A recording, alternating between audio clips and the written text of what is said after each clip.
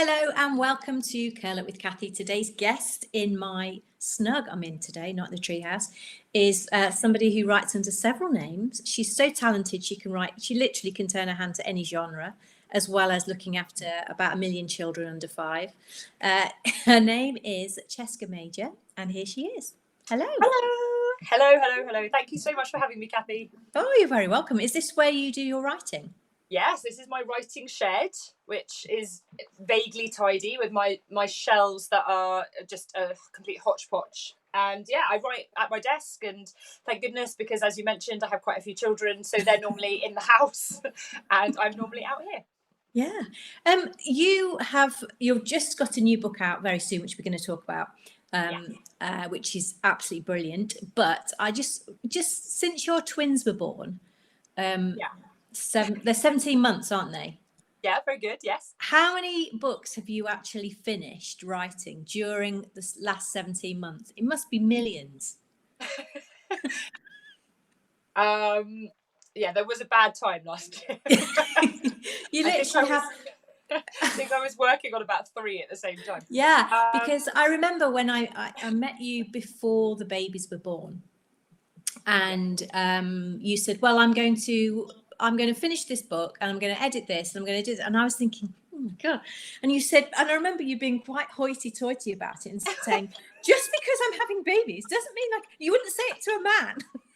And I thought I probably would have said it to a man if the man worked at home and he was surrounded by nappies and bottles and everything. But anyway, you did it. So, I did it. And maybe there was a little element of I need to do it because of those reasons. But actually, to be honest, it sounds awful. Because you have twins, you're just so desperate to do anything else that I went back to work after, I think it was 3 months or 2 months, I was already writing. And that's because I don't know about, writing is our release. Writing is what gives me, it's what makes me. And I think when you have babies, it's so intense. But also I feel like I get a lot of credit. Everyone's like, oh, I don't know how you do it. I don't know how you juggle. And my answer is always, childcare. I do it because someone else is looking after all the babies, and I'm in my writing shed. And I think that's really important because I think it does give some people are really worried that I am just, baby in the arm, laptop on the other one. I'm not at all. I definitely need a bit of peace and quiet away from them. So when you leave the house, yes. When you leave the house and you're going down the garden to your shed, are you like skipping with glee?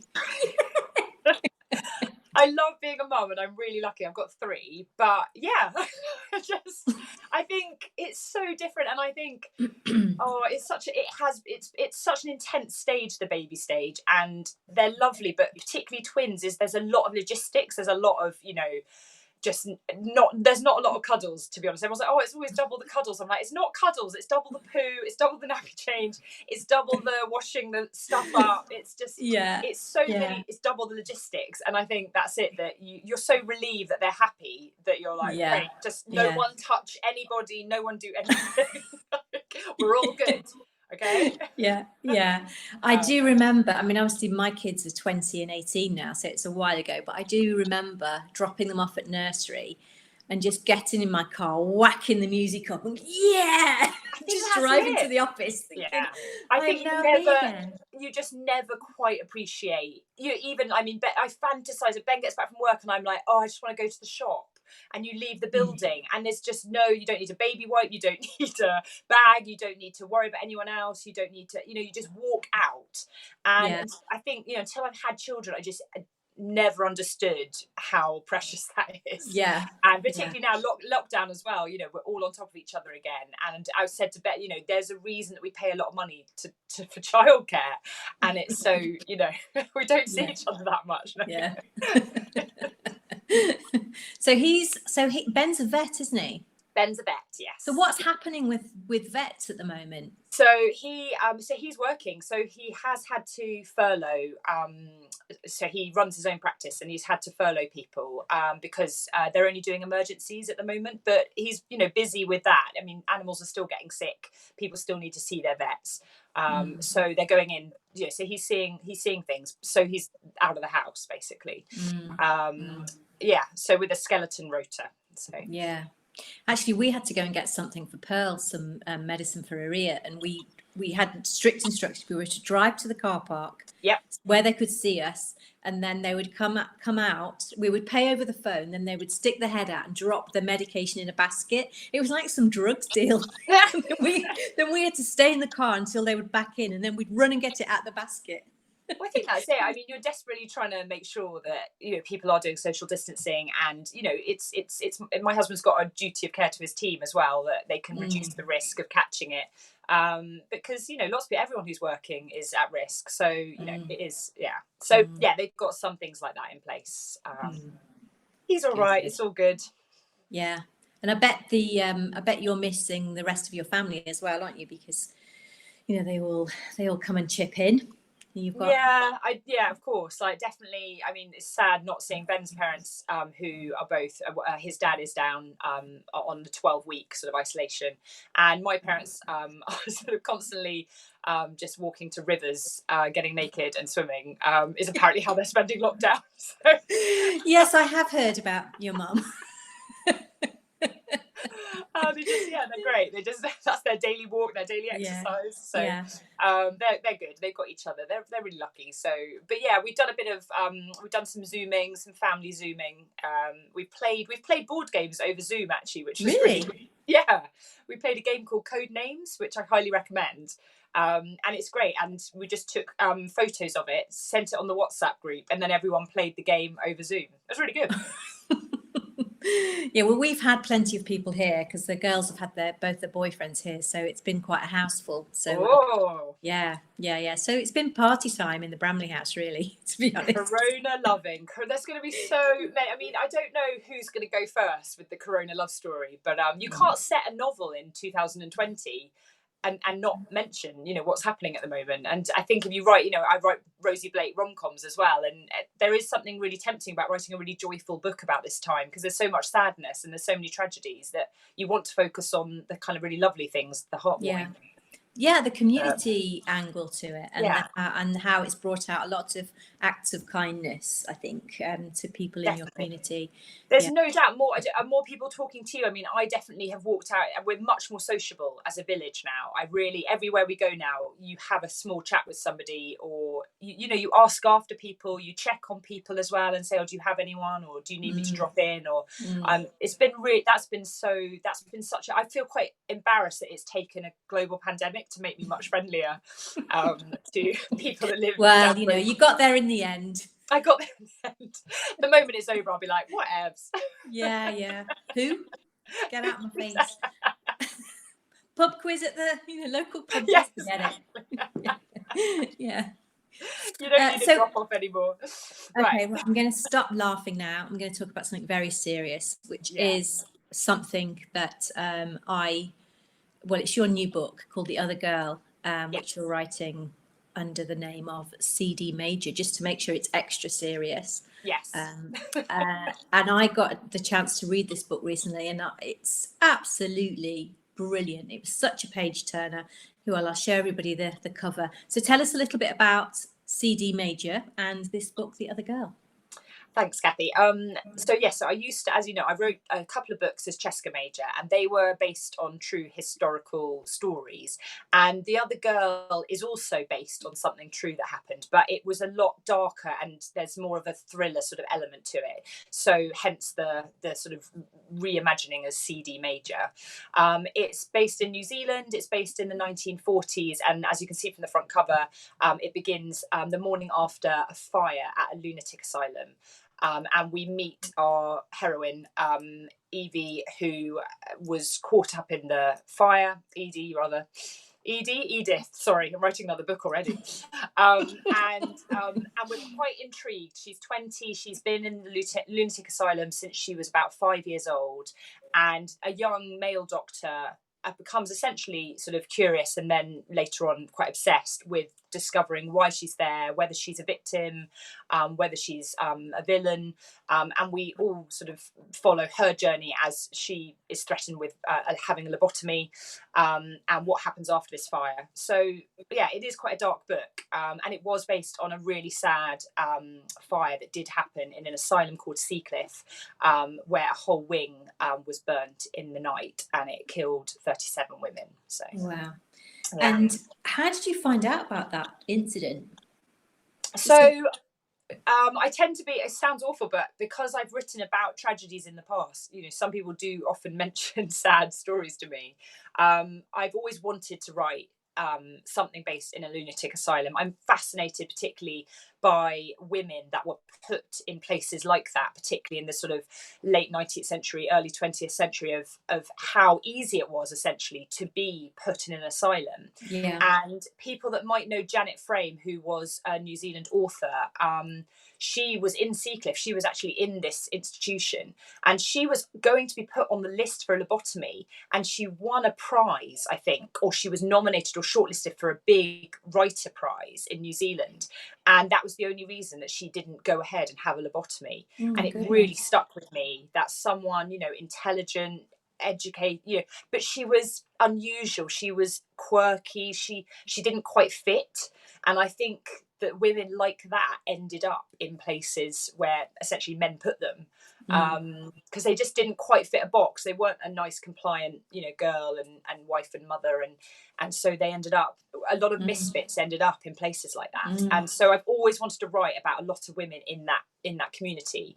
And then yes, the other massive part of the book is the reason that she's in the asylum originally is that as a child is that she was having past life memories. So it's also a question of whether a child can come out with strange memories from someone else's life. So there's quite a lot going on with that past life thing. That again, something that really interested me, because you did find in your research that there are children that have had that experience. So tell us a little bit about that. Yeah, it's so mad. I mean, you know, I think you can be quite cynical about things like that and say, oh, it's just kids making up stuff, and kids are very imaginative and they come out with these, you know, stories. But there are some stories that have happened in the past, which I've put in the historical note in the book, that I do struggle to explain. And certainly my husband, who's a lot more cynical than I am, he struggles to explain them as well. Just kids that have come out with not just one or two statements about something, but 50 statements about a past life. And you sort of, and people have done a lot of research about this, and they have discovered that, you know, a lot of them are true. The parents didn't seem to be feeding it to them. They've tracked down the sort of family that really it happened to. And I just got completely obsessed with it. It's such a rabbit hole. And I just loved the idea that, you know, I always love a creepy kid anyway, because kids are weird and they come out with all sorts of crazy stuff. You know, Barnaby's about to be 4 and he's already coming out with all these, you know, it's very imaginative. So I can see how it happens. But with these kids, they're repeating the same facts. They're obsessed with the same details, and it becomes really compelling as to where they've got this information from and how they've got the answers to some of these things. And yeah, there's about 3 cases that I wrote about in the back that are, I really struggle. I think lots of people really struggle to explain how that child could possibly know that level of detail. But so the idea is basically, the way the past life is that the child is repeating information about a life they had before, like my other mummy, my older mummy, when I was a big boy, that sort of thing. When I was a big girl, my other mummy, there's, you know, particularly the idea that they miss their other family. And there's loads of theories about why. So obviously reincarnation is a theory, but other people have said that actually maybe it's that you can have DNA memory. So a lot of the kids that supposedly have lived before often were related to somebody that they have memories about. So perhaps a grandparent, or so some have come out and said, oh, I remember when I brushed your hair, mummy, and all of these things. So that's interesting. And there's a lot of there's a lot of scientific theories about how memory can be passed down, or, you know, what happens to the soul. It's a really massive, I mean, you know, it's a massive also question. Isn't there something where the children only remember these for the first part of their lives, and then they just, Yes. the memories have gone by the time Yes. they grow up. Yeah, exactly. So it comes on normally with language. So the famous stories that I was covering was James Leniger in America, and he started at about age 3 talking in quite a large level of detail about an aircraft carrier that he was on, that he flew aeroplanes from, and the crash that he was in, and the comrades that he had. And he